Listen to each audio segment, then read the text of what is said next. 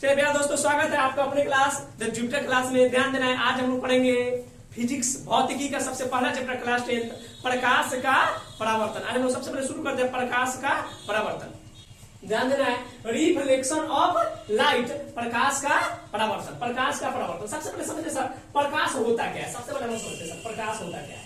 प्रकाश क्या है? प्रकाश क्या है? पता करेंगे। प्रकाश वो भौतिक कारक है। प्रकाश सबसे पहले समझते सर, प्रकाश का, प्रकाश एक प्रकार की ऊर्जा है। प्रकाश एक प्रकार की ऊर्जा है जिसके द्वारा हम इस सुंदर संसार को देख पाते हैं। अगर प्रकाश न हो तो दुनिया की कोई भी चीज हमें दिखाई न देगी। तो इसलिए कहा है कि प्रकाश क्या है, तो प्रकाश एक प्रकार की ऊर्जा है जिसके द्वारा हम इस संसार को देख पाते हैं। तो जो भी चीज दिखाई दे रही है आपके पास वो भी प्रकाश है। अगर अंधेरा रात है, अगर देख लीजिए, अगर उसमें पूरा डार्कनेस भरी हुई है, आप वहां पर देख सकते हैं। अगर लाइट तुरंत कर जाते हैं कोई भी चीज आपको दिखाई नहीं देगी। क्यों? क्योंकि सर वहां पर प्रकाश नहीं है। इसलिए बाबू प्रकाश एक प्रकार की क्या है सर, ऊर्जा है। इसलिए हमें एनर्जी मिलती है प्रकाश से। प्रकाश एक प्रकार की ऊर्जा है जिसके द्वारा हम लोग क्या करते हैं सर, इस दुनिया को देख पाते हैं। जब हम सर नीचे आते हैं तो प्रकाश क्या है सर, एक प्रकार की ऊर्जा, एक प्रकार की ऊर्जा। अब हम लोग सर नीचे आते हैं तो सबसे पहले समझते हैं प्रकाश के बारे में। इसके बाद हम लोग पढ़ते हैं सर पारदर्शी, अपारदर्शी, अपारदर्शी तथा पारभाषक पदार्थ। क्या समझना है सर?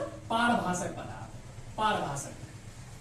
पारदर्शी, अपारदर्शी, पारभाषक समझना है।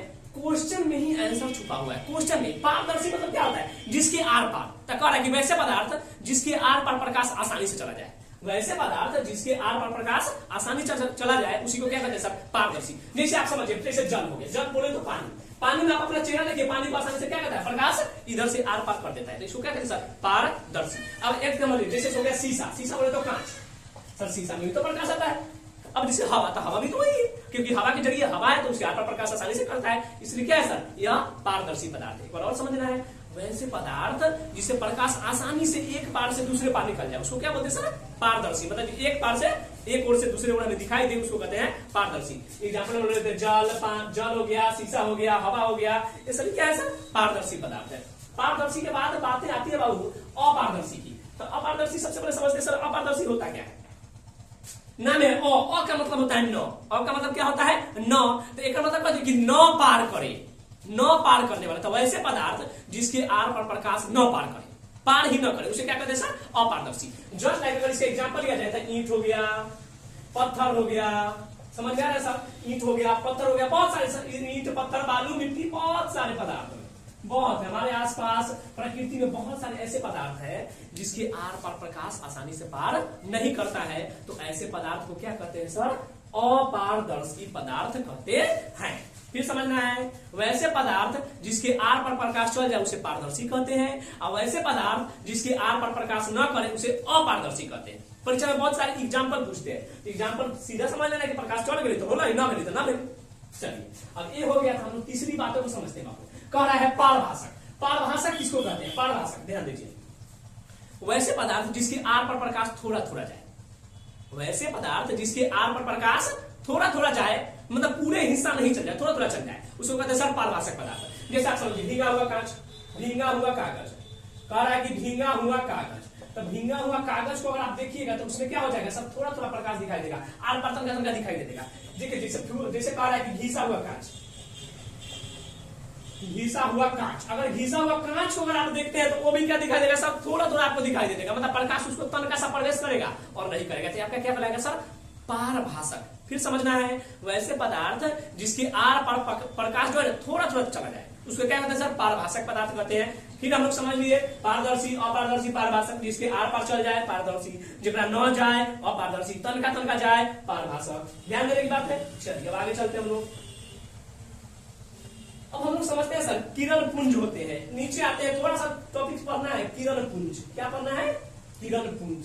सर किरण पुंज होता क्या है, बहुत समझते हैं। पुंज मतलब क्या होता है, ग्रुप। पुंज मतलब क्या होता है, ग्रुप। आ किरण मतलब जानवे करते हुए तो कह रहा है कि बहुत सारे किरणों के समूह को क्या कहते हैं, किरण पुंज कहते हैं। बहुत सारे किरणों के समूह को किरण पुंज। अब जैसे टॉर्च में से बहुत सारा किरण निकल गया, समझे सर, टीवी में से भी निकलते हैं। आज सबसे बड़ा हम लोग का उदाहरण है तो सन। सन को देख लीजिए, सूरज को देखिए, उसमें तो सर किरणों के अनंत समूह है। तो कह रहा है बहुत सारे किरणों के समूह को क्या कहते हैं सर, किरण पुंज कहते हैं। अब नीचे आते हैं, इसका एक और नाम है सर, एक और नाम इसका है प्रकाश पुंज। एक और नाम क्या है, प्रकाश पुंज। नाम है प्रकाश मतलब जान ही रहे, लाइट। अब पुंज मतलब क्या होता है, ग्रुप। तो कह रहा है कि बहुत सारे प्रकाश के समूह, बहुत सारे किरणों के समूह क्या कहला है, किरण पुंज प्रकाश पुंज। यह तीन प्रकार के होते हैं। पहले आता है अपसारी किरण पुंज, अपसारी किरण पुंज। दूसरा आता है अभिसारी किरण पुंज, अभिसारी किरण पुंज। अगले आते हैं समांतर किरण पुंज, समांतर किरण पुंज, समांतर किरण पुंज। फिर समझना है किरण पुंज के कितने प्रकार हैं? तीन प्रकार, अपसारी, अभिसारी और समांतर किरण पुंज। अब हमें ध्यान देना है कि अपसारी किरण पुंज क्या है। कहेंगे वैसे किरण पुंज जो किसी एक बिंदु से निकलती है। अब शेष लगाइए, एक बिंदु से निकलने का मतलब क्या होगा कि जब एक ही बिंदु से बहुत सारे किरण निकलते हैं तो उसी को क्या कहते हैं? अपसारी। अब एक जगह से निकल के फैल जगह चलता है तो उसको कहते हैं अपसारी। अब समझिए, ध्यान दीजिए, मान लीजिए एक बिंदु है, इधर फैला, इधर फैला, इधर फैला, इधर फैला, तो देख रहे हैं सर कि फैल रहा है। तो कह रहा है किसी एक बिंदु से जब चारों तरफ निकल जाएगा ना तो ये क्या क्या कर रहा है सर? अपसारी। मतलब कभी कर रहा है कि अपसरित कर रहा है। एक बिंदु से क्या कर रहा है? अपसरित कर रहा है।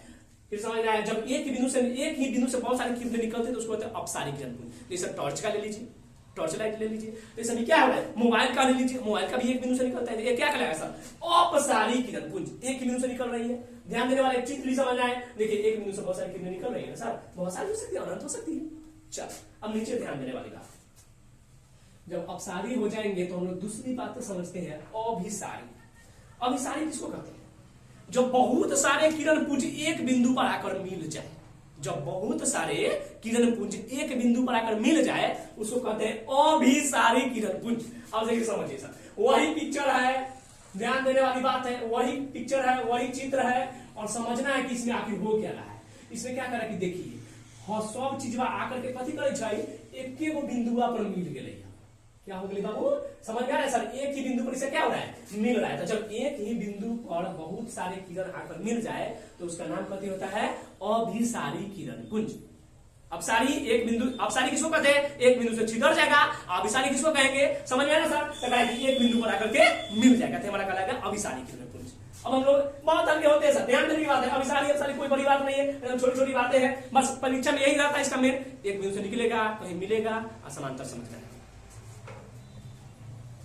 समांतर किरण पुंज क्या होते हैं समझिए सर, नाम में समांतर, पैरेलल। समांतर किसको कहते हैं? कह रहा है कि बहुत सारे किरण पुंज जब एक दूसरे के क्या हो जाएंगे सर? समांतर हो जाएंगे। समांतर मतलब समझ में सर, समान, समान मतलब बराबर में, बराबर हो जाए तो हमारा समांतर किरण। जैसे समझिए 1 2 3 बहुत सारे सभी क्या है? एक दूसरे के क्या हो? समांतर। तो समझ, जब बहुत सारे किरण पुंज एक दूसरे के क्या हो जाएंगे? समांतर हो जाएंगे तो हमारा क्या कहलाएगा? समांतर किरण पुंज। हम लोगों ने बहुत सारे किरण अभी समझ गए। अभी हमने 3 किरण पुंज के बारे में समझे हैं, अपसारी, अभिसारी और समांतर। अपसारी एक बिंदु से क्या करेगा? मिलेगा। कह रहा है एक बिंदु से बहुत सारे निकल जाएगा। दूसरा कह रहा है एक बिंदु पर आकर मिल जाएंगे। और तीसरा क्या कह रहा है समांतर में कि एक दूसरे क्या हो जाएंगे सर? पैरेलल, समांतर हो जाएंगे। हमारा क्या कहलाएगा? समांतर। ये सब पढ़ लिए। चलिए हम लोग आते हैं सर प्रकाश का परावर्तन। ध्यान देना है सर, रिफ्लेक्शन ऑफ लाइट। प्रकाश का परावर्तन किसको कहते हैं? परावर्तन मतलब सीधा समझिए कोई भी चीज से टकराया। परावर्तन मतलब क्या होता है? कोई भी चीज से चिकनी चमकीली या कोई समतल सतह से टकरा करके लौटना परावर्तन कराता है। अब प्रकाश तो समझ में आ रहा है, तो मतलब प्रकाश कोई चीज से टकरा करके लौट गया, समझिए प्रकाश का परावर्तन हो रहा है। तब साइंस के भाषा में इसको कैसे कहा जाएगा? अन्य स्रोत से आ रही प्रकाश किरण जब किसी चिकनी या चमकीली समतल सतह से टकरा करके वापस लौटती है, ये हमारा क्या कहलाता है? प्रकाश का परावर्तन कहलाता है। मतलब कोई भी जगह से टकरा करके वापस लौट गई तो प्रकाश का परावर्तन। भाई देखिए, अब मान लीजिए चल ही रहे, कुछ टकरा गए तो हमारा परावर्तन हो गया। तो सर कोई भी चीज से टकरा गए तो हमारा प्रकाश, तो प्रकाश अगर कोई चीज से टकरा गया वापस लौट गया तो हमारा क्या कहलाएगा? प्रकाश का परावर्तन टकरा गया, तो हमारा क्या कहलाएगा? प्रकाश का परावर्तन।